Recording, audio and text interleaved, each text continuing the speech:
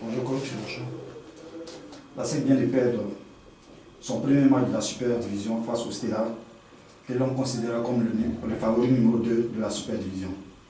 Avec cette défaite face au Stella, le Stella devient-il le favori numéro 1 de la Super Division selon vous?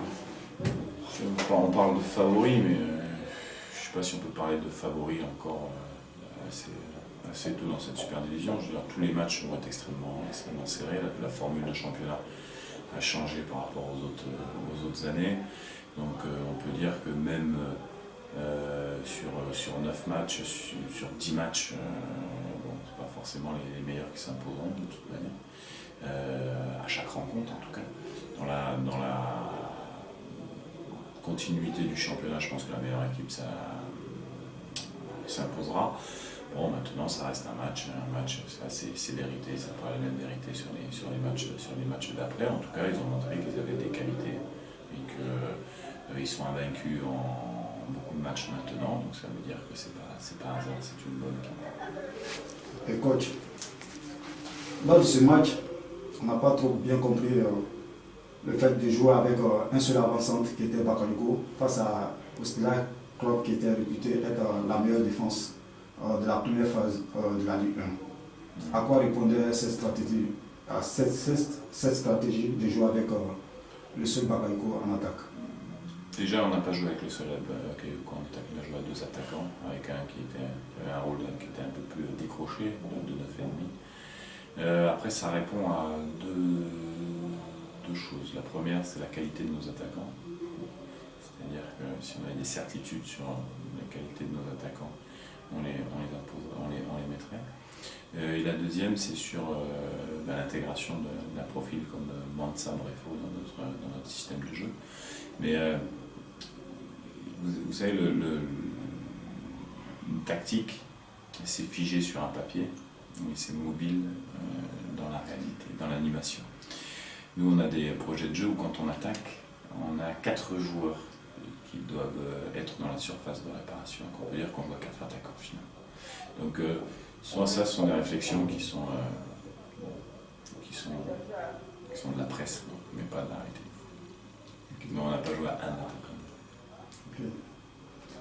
Et pendant ce match, on a constaté que vous avez sorti Djimandé Ahmed, qui nous a paru le meilleur en défense.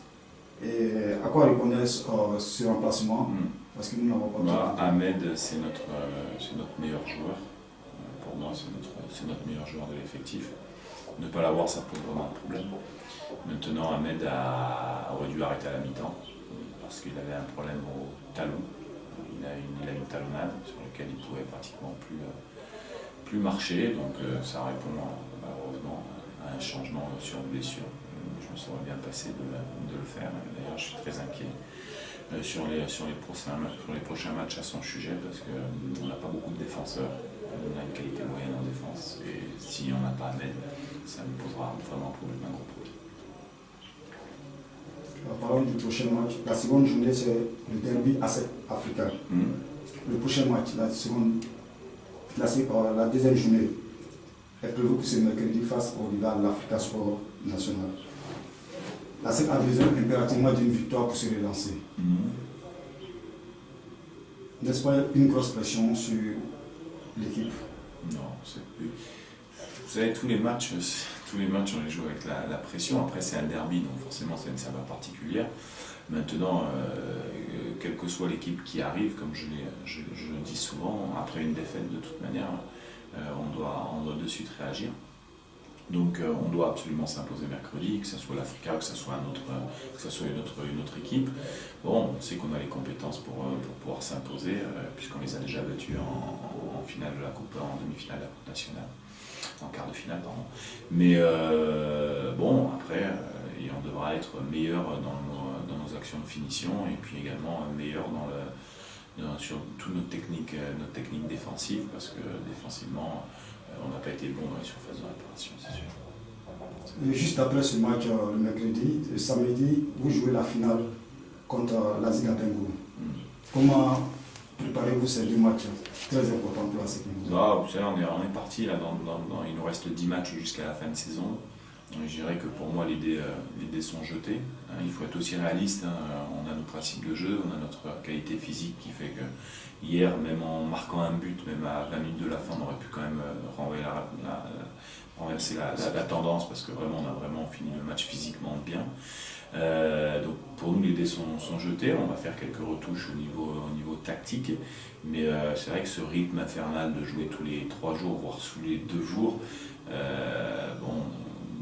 nous permet de gérer la récupération, de modifier certaines petites choses, mais là aujourd'hui on est plus sur un sprint final, et le sprint final appartient à la réussite des joueurs, à la qualité des joueurs. C'est leur responsabilité de pouvoir gagner les matchs. C'est difficile pour eux parce qu'ils vont enchaîner tous les 3 jours, comme pour tout le monde, mais on est lancé, on a eu un mauvais départ.